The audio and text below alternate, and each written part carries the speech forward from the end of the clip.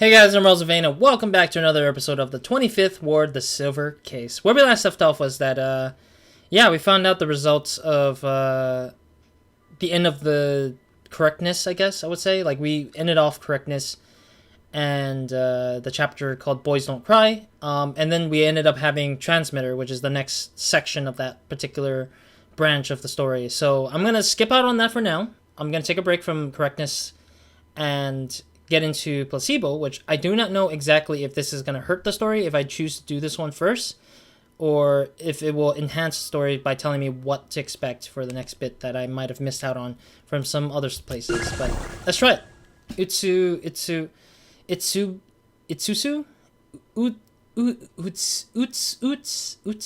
Utsu. I don't know how to pronounce this bullcrap. I'm sorry. Alright, so this is like a chapter 0 thing. In March of 1979, an incident which would come to be known as the Silver Case occurred. The suspect's name was Kamui Uehara. Oh wait, that's the guy we were playing as, the silent fella. Kamui Uehara was apprehended by a man named Tetsugoro Kusabi, a 24-year-old fledgling detective at the time. So this is probably from the first game, the Silver Case, I think it's called, from the first game. The first game was called Silver Case. This is the second game, called the 25th Ward, the Silver Case. Which, I should have played the Silver Case first, but I don't have the game yet, so I'll probably be playing backwards in time. So it'll probably make no sense for me whatsoever eventually when I get to the Silver Case.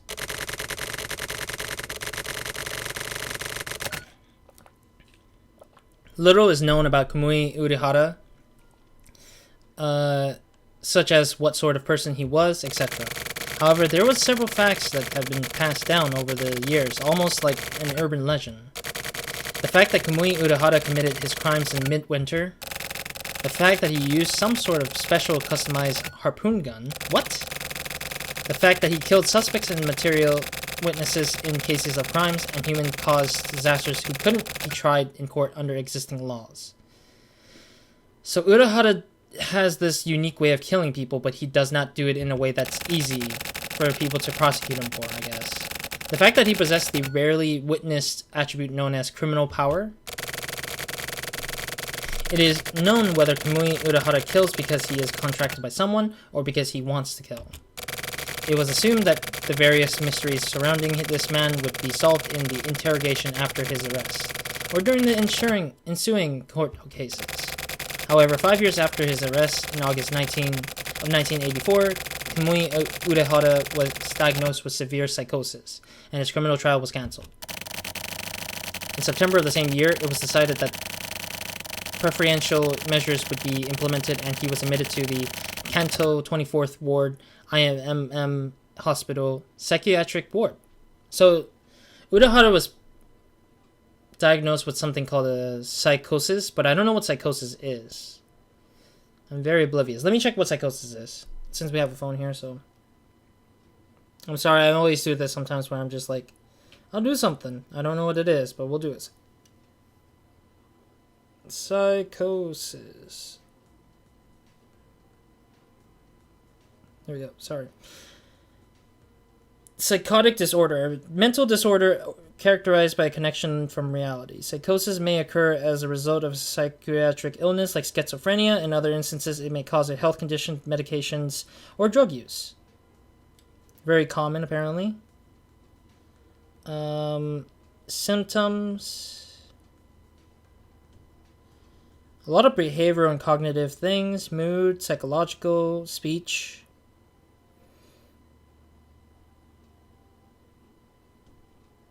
Yep, okay, cool. So they're just saying that they're saying that Uehara is very not held down by reality. So whatever he thinks is always kind of in his imagination. So that's why it kind of fuels his sort of like ways of killing people. But we don't know yet, I guess. I guess the court case canceled itself because they think that he's just insane and that's it. He's clinically insane and that's it. To this day, it is unknown whether anyone has heard the man known as Kamui Uehara speak words with any sort of meaning since the time of his arrest. Information concerning the Silver Case is even less abundant. While the name of the case is famous, almost no actual details of the incident are known. Those who especially informed or the type that is especially into conspiracy theories are the like may have heard tell of the following details of the case. At the end of the 70s, after having many dissolved and split off following a long struggle for power, the remaining hardliners of the FSO Frontier Conservative faction hired a hitman as their last resort. One day, the TRO, Techno faction, and CCO, Civic faction, that is, the two parties making up the current government and also the factions responsible for driving off the FSO, held a meeting of 10 old men. These men were the respective parties' most important members. It was there that a man appeared. After using a special customized harpoon gun to kill every member of the meeting, the man was arrested. His name was Kamui Uehara. With all the victims being old men, this incident came to be known as the Silver Case. Oh. So that's why they call it the Silver Case. So I guess the color silver represents the old men, and that it's a case, so it's like, you know, a murder case, basically. So that's why they named it the Silver Case, because there's just a bunch of old men being involved here.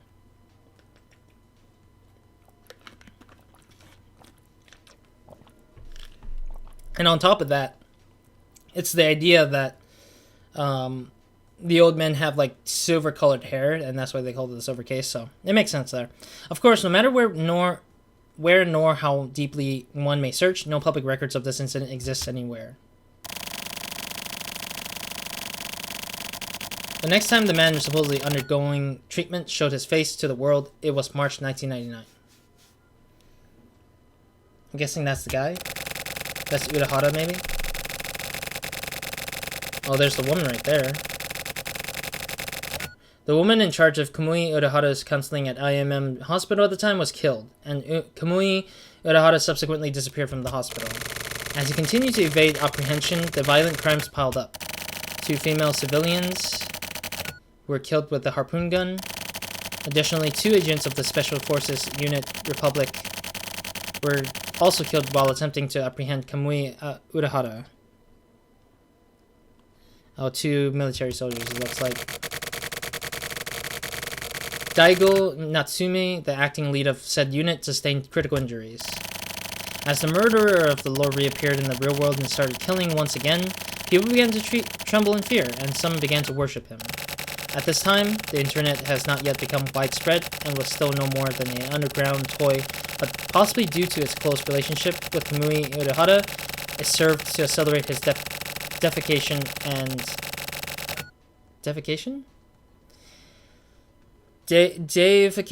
I guess I'd pronounce it, and helped him to permeate society even deeper than the mass media could. Additionally, the specific environment of the government special administrative region known officially as the 24th Ward, which was set up as an experimental area, was similar to the net. The common points between these 2 entities was the fact that while comfortable and convenient, it was a constantly monitored and closed-off world which gives denizens the feeling that they were being deprived of something.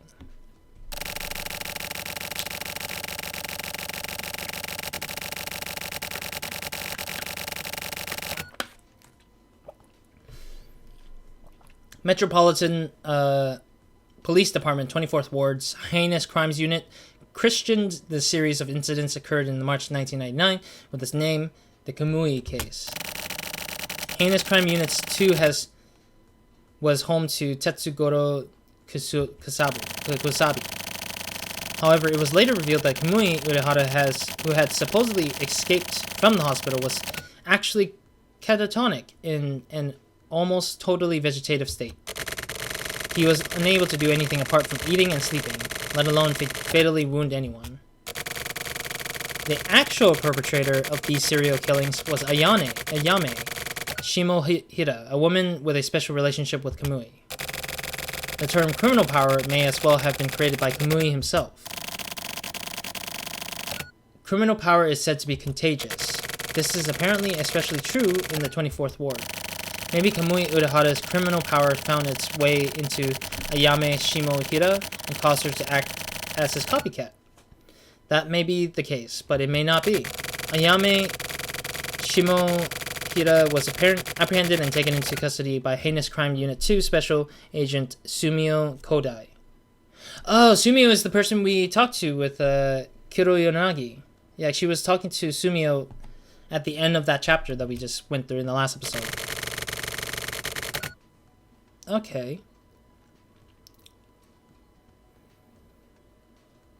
Okay, so things are falling into place to what I think it is going on. So Uehara is basically still kind of dead in the brain, and that's why he's not doing much talking or anything, so that makes a bit of sense. It was 1999 and winter was closing in. True criminal power was about to show its fangs. Kamui Uehara suddenly escaped from the hospital and managed to make a comeback that nobody expected. After a month-long silence, Kamui murdered 7 important government officials in the A1 district at the center of the 24th ward. Then he disappeared. The situation grew stranger still. On November 30th, Kamui Uehara died abruptly. What?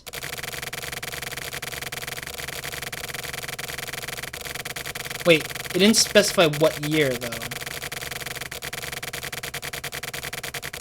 With reports that a man thought to be Kamui Uehara had infiltrated the International Environment Building, a special team put together specifically for the elimination of Kamui Uehara enacted measures to capture him and force the suspect to the roof of the building. Upon receiving the signal, sharpshooters placed in the surrounding areas took aim and fired upon their mark all at once. The target was eliminated immediately. Interesting. Okay, so he went to the International Environmental Building, which is technically the place where the one dude that we started off with in Correctness was talking about stuff, I guess. The body was destroyed to the point of showing no resemblance to its original form, so badly that it was impossible to tell whether or not it really was the man who was arrested 20 years prior. Data pertaining to the DNA of this Kamui Uehara has never been released. Everything written up at this point covers the surface and the background of this case. The background of the background, as well as the even deeper layers, are so complicated and incoherent as to be almost nonsensical. The origin of the whole story goes back 20 years prior to 1999, that is to say, to the time the Silver Case occurred. Someone or some group of organizations used the budget to set aside for the newly built International Environment Ministry building to begin the directly controlled project known as the Shelter Kids Policy. The goal of the project was to develop an educational system appropriate for the high-level administrative metropolitan environment that was the 24th ward. Over 1,000 4-year-old boys were gathered in the shelter compound where they ate, slept, and were put through a specific curriculum created to shape their personalities into certain patterns.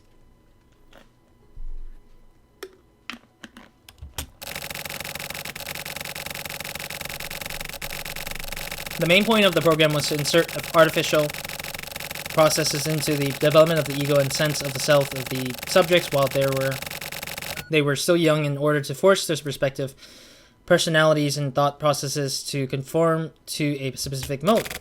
The children were subjected to endless cycles of the same simple, repetitive tasks which gradually cut away at their egos. The personality set as the base for that which was planted and in the minds of the shelter kids originated in Kamui Uehara. In essence, the shelter kids policy was fundamentally an experiment for the purpose of creating mental clones of Kamui Uehara. What? Really? Due to this, the project was called Kamui Masspro. Masspro means mass production. Also, some refer to the original Kamui as format Kamui, with format referring to the fact that this Kamui was basically the mode from which all future Kamuis would be created. Why was Kamui Uehara selected as the original format? There are several theories to explain this. One of these theories is that Kamui Uehara was like a machine, unaffected by emotion, cold and robotic, and therefore able to carry out his assigned duties efficiently and without question. Therefore, as long as his criminal power was somehow removed, he would make a powerful mode for the people set to inhabit the strictly controlled and administered society of the 24th ward. However, criminal power is like a mental type of is like a type of mental energy and is extremely difficult to control or subdue. Some scholars reject the idea of its very existence, but making direct contact with Kamui Uehara makes it clear that he does indeed possess some sort of power. As mentioned above, criminal power is contagious. People who make direct contact with Kamui Uehara are stimulated by the sort of shock, experience a kind of emotional reaction, and can feel compulsions and urges rising up inside themselves. Some people call criminal power a virus. This project, in its poorly executed attempts at analyze and copy Kamui Uehara, may have touched on something with which it should not have been made contact. However, gathering the testimonies of people deeply involved in the project, it seems like that may have been the actual goal of the project from the beginning. It could be said that the Kamui Mass Bro project was meant for the research and development of criminal power itself. Once again, the loop of doubt begins anew. What exactly was Kamui Uehara? A certain notebook contains information on this. The notebook contains writing pertaining to the original format, origins of the format Kamui, and something known as the Kamui system. Those not familiar with Kamui would think of it as a bunch of occult nonsense. This is the underside of the whole story. It could even be called something of a fairy tale. Kamui Uehara was born on a certain island and at the age of 2 and had the eyeballs of a non-primate quadrupedal animal transplanted into his left eye as part of an ancient ritual of the indigenous tribe of that island. That transplant left eye turns silver.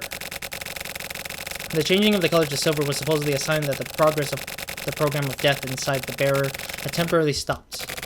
The silver eye steals the crucial function of death from the living. That is to say, it makes the bearer essentially immortal. Additionally, this renders the existence known as Kamui a metaphysical being. It makes it possible to transmit or transplant the being known as Kamui to another person if there is someone to receive it. It would be possible to transplant Kamui if one were able to find a natural-born blood relative of Kamui's or someone from the same clan, or at least someone with a similar personality.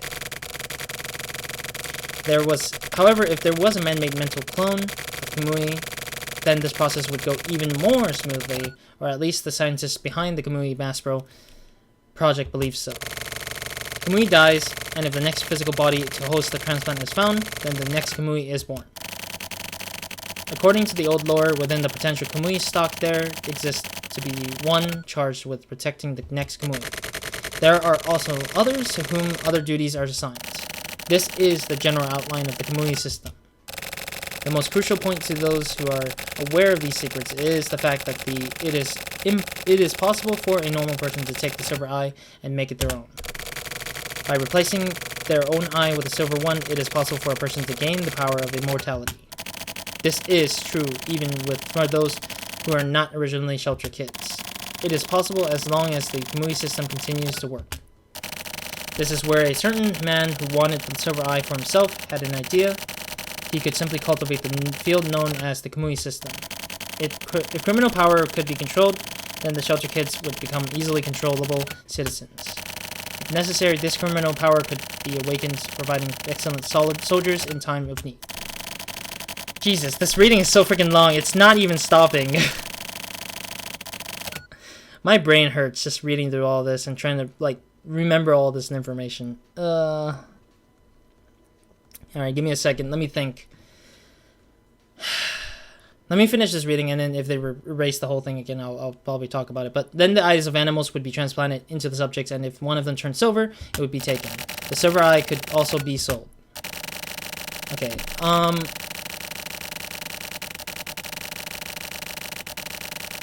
Jesus, there's so much reading. Why is this like a book? We're not reading a book here, are we? Jesus. The Kamui Mass Pro project began with the various speculations getting mixed up and confused, but the reason the Shelter Kids policy was able to receive such huge amounts of funding was because of the fact that if the mechanism causing this rare and powerful ocular transition could be explained and harnessed, there would be clearly huge profits to be made. So I want to state this while reading all this. yes, the history things was already good enough, but I think they keep adding fluff pieces to the story that I'm getting annoyed by it, because I don't need to hear your opinion. I don't need to hear the storyteller's opinion. I need to hear my own opinion by looking through an event of things going on. And I think by that point, maybe that's when we'll figure out like what we should think about, or what what we should see. But my brain is just like, I don't want to read through this madness of like I mean, I understand it's the background check of like what you're gonna need to know about the Kamui project, but Jesus, my brain is just like, this is not gonna stick to my brain quick enough.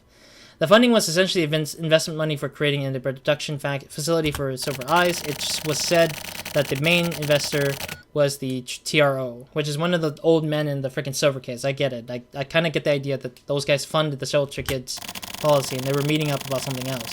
The TRO was originally centered on the research development based on the molecular biology technology and its application. However, the Kamui Maspro project was not able to achieve the desired results so easily. 4 years after the Kamui Maspro project, under the direction from an organization that can be traced back to the FSO Frontier Conservative Faction, the Ayame Maspro project began, based on the previous project. I see why they were doing Ayame instead of Kamui, because Kamui is the original guy, but he's the one who resulted in the fact that the project was being made. But at the same time, Ayame popularized it a little bit more because she was a good example of how Kamui can insert the criminal power into her. But the problem is, it won't work. Literally, this will not work. It seemed like simply a new project with only the gender switched, but this experiment placed the utmost importance on creating an even more robotic and machine-like soldier. I don't know. I don't know how Ayame is in person, so if I ever had the chance to, maybe we might know if she was more robotic or machine-like. There were also those who felt that a sort of counter-existence to Kamui was necessary. The original persona used as the mode for format Kamui was used once again. In the end, it is said that neither the Kamui Maspro nor Ayame Maspro project was able to recreate the occurrence of the Silver Eye. However, there was 272 subjects who were able to reach the step just prior to this recreation. After that, the Shelter Kids policy, which had continued for 8 years, was suddenly put to a stop. Both of the projects as well as their administrative entities were disbanded and dismantled. What happened to the Shelter Kids? The Kamui stock comprised of 1,440 people, and the Ayame stock comprised the same number of children as well. These boys and girls were basically tossed out into the 24th ward. Some of them spent their lives as ordinary ward residents, being woven into the Kamui system while waiting for their time to come. So that's interesting. So everybody who was in the 24th ward was actually going to go wild somehow. Wild with criminal power. Because if they're trained that way, then technically they're all cold-hearted and robotic-like, and that's why they wouldn't be able to live together, I don't think. This means that the field known as the Kamui system, while incomplete, did indeed continue to exist. On the other hand, some of the subjects were thrown out of the system altogether. These were the ones who were not considered good enough or useful enough for Kamui stock. There have been rumors that still more of the Shelter Kids were more than simple mental clones of Kamui. Some are said to have been actual blood relatives to the original format Kamui himself. Let's bring the topic back to 1999. The Kamui incident reawakened the past of the Silver Case, causing a large number of people to die. This is a fact that must be forgotten. Must not be forgotten. Kaiji Inzawa, dead. Shinji Kotobuki, dead. Kiyoshi Morikawa, dead. Chizuru Harusuka, dead. She doesn't deserve to die, damn it. She looked like she was an innocent person. What the fudge? Some of these guys look shady, but the lady doesn't deserve to die. Morichika Nakategawa, damn it. Nakategawa, dead. That guy doesn't deserve to die either.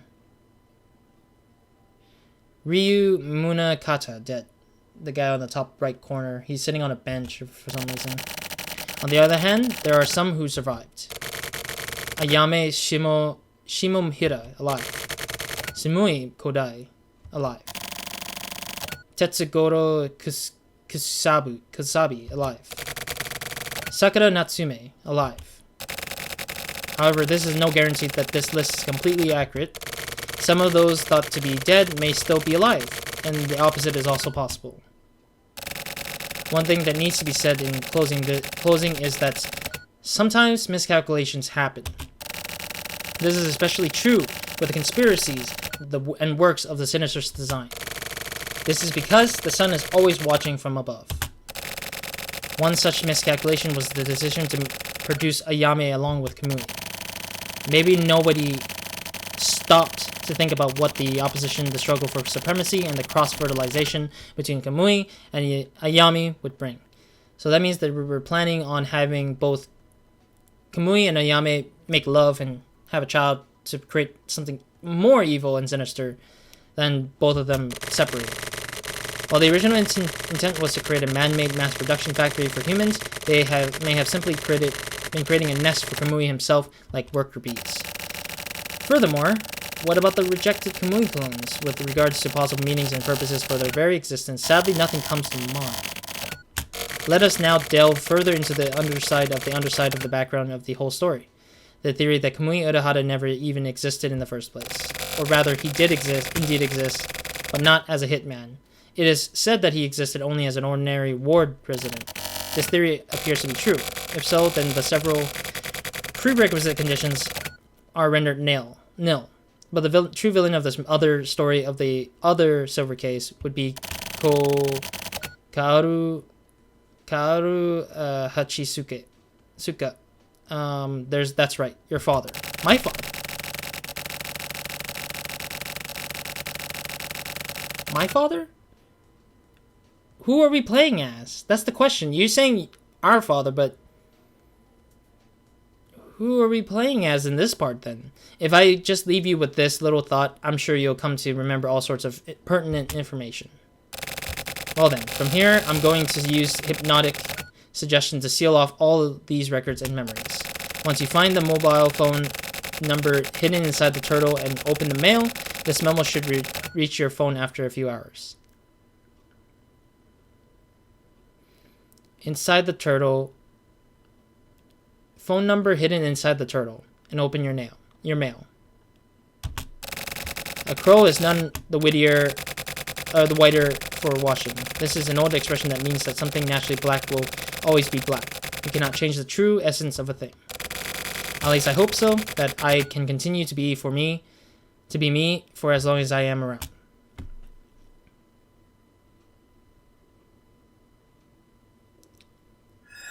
That's the end of the chapter. Great. Utsusu. Nagade is coming soon. The 25th Lord. Message in a bottle. Okay. So this is, so far, just story filler for us to... Yes, I guess?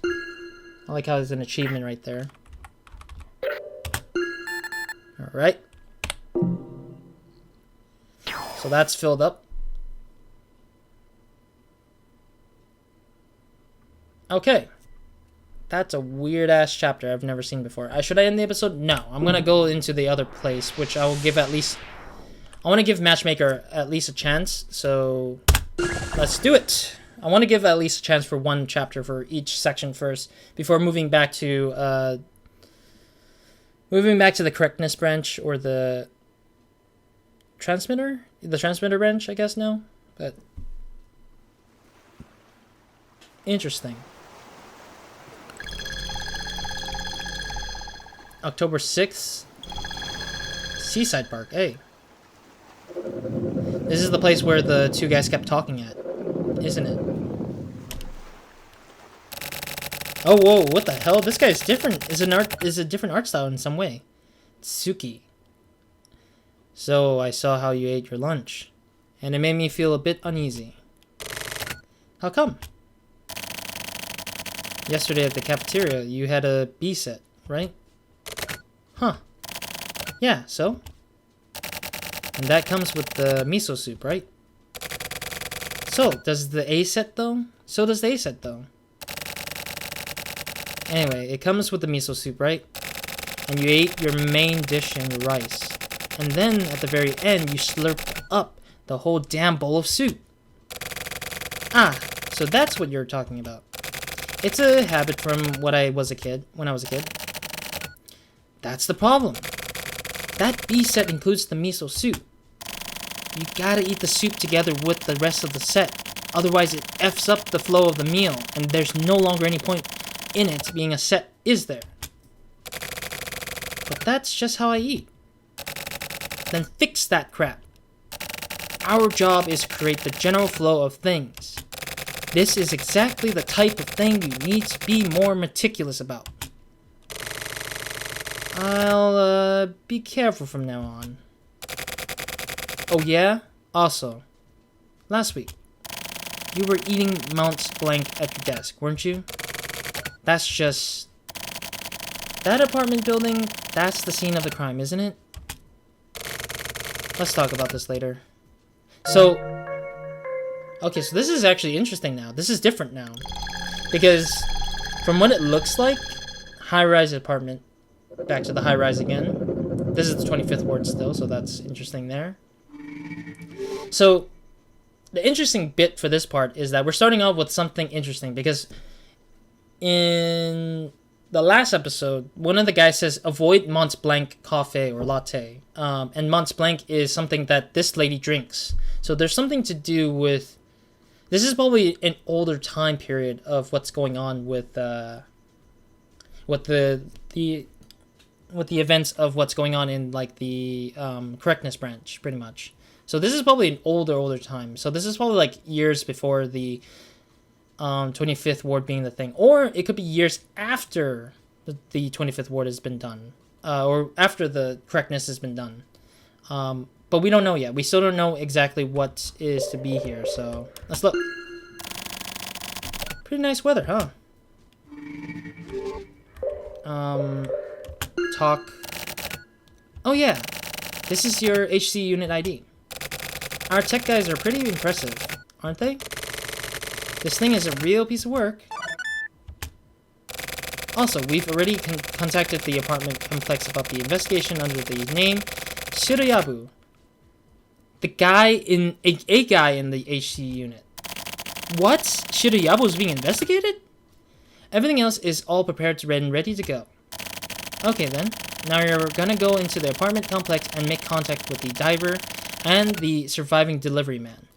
Oh, this is the opposite of what the fudge this other... So this is the opposite end of... So we're seeing it in the perspective of the postal service people. This is the postal service people, technically. What the are you talking about? Why do you think we arrived ahead of time anyway?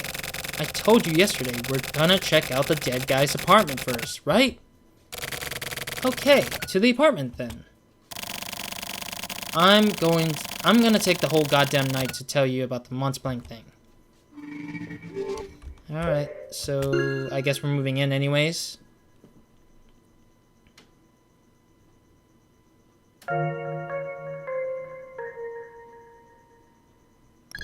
Alright, we're back into the same building again. Atrium, undercover investigation. And what unit do they work for, though? They said that they work for the, they're working for the postal service in some ways. They're saying it like that. Welcome back, sir. Alright, I can't move anywhere, it seems like, so... Please, show your ID. I will confirm your identity. Yeah, it requires me to do my item. Alright. I'm gonna take a break here for now. Where's my save? There we go. I'm gonna take my break here. I'm gonna end the episode here for now because I'm already out of time anyways. But so far, so good. So far, we're doing very good in terms of progress, I would say, because we're now figuring out some new things here. I like to see a fresh perspective, I guess, in this case, with the fact that we're doing matchmaker instead of the correctness.